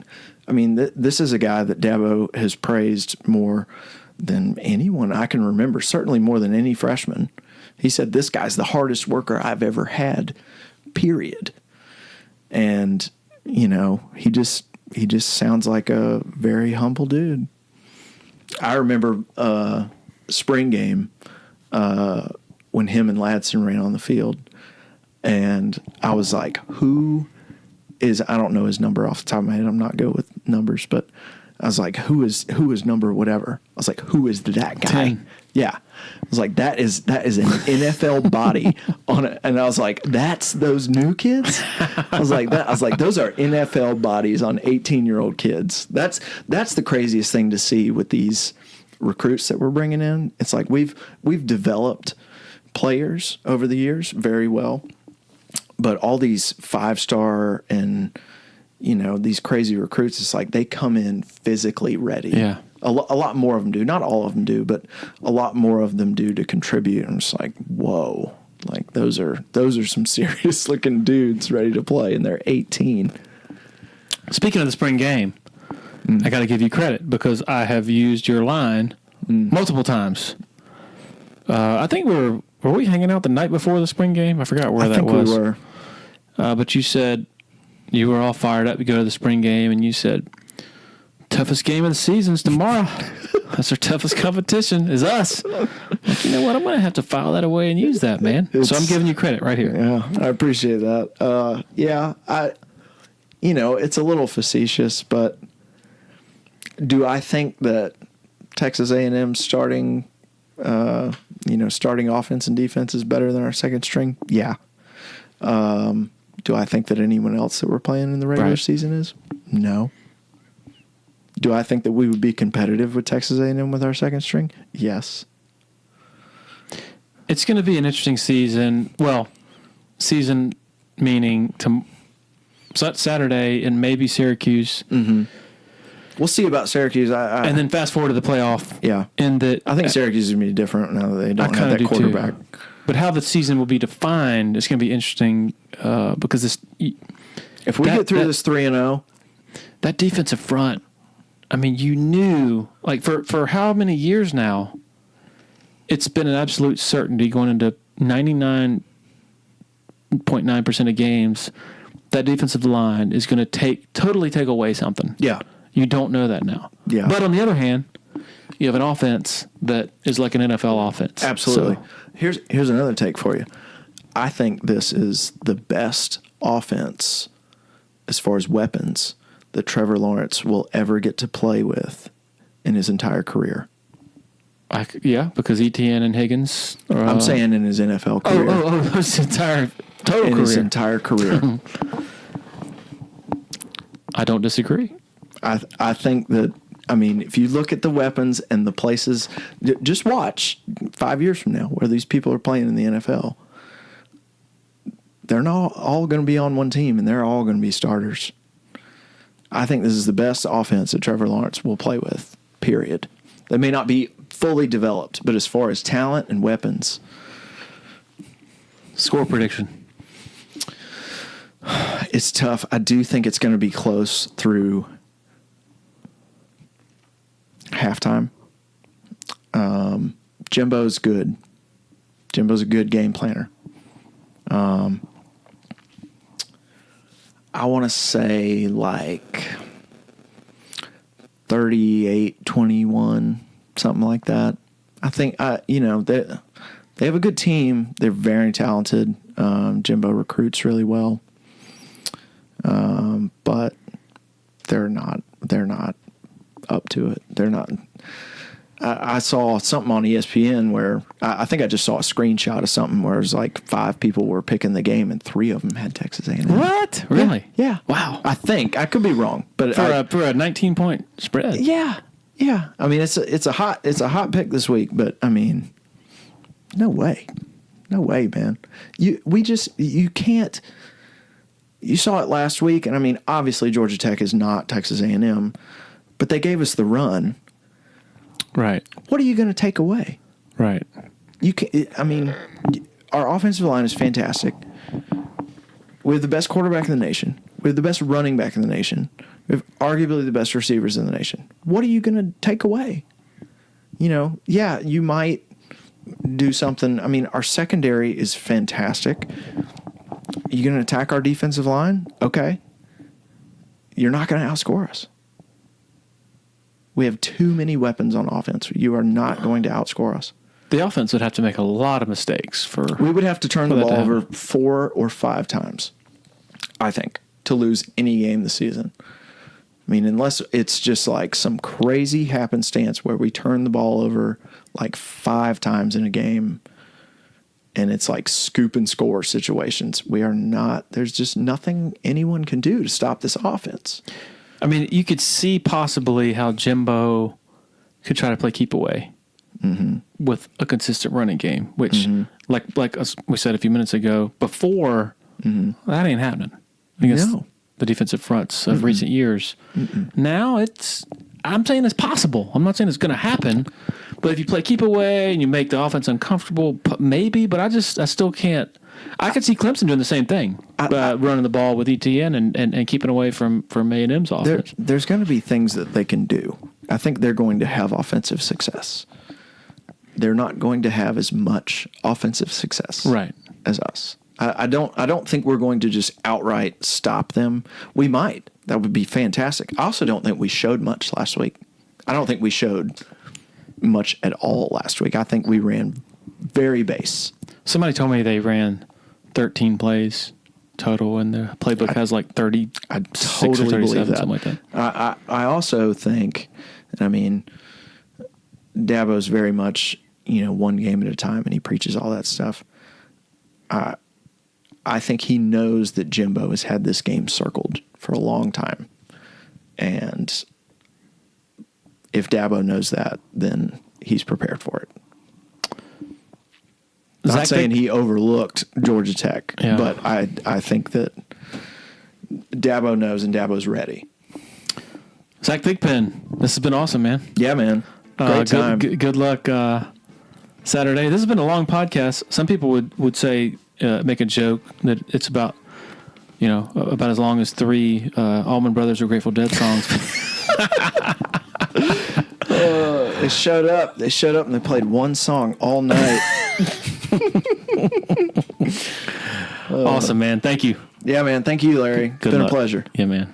All right. That was a lot of fun. Thank you, too, Zach Thigpen, for stopping by the office last night. Going to be really cool to see him at the 50-yard line tomorrow.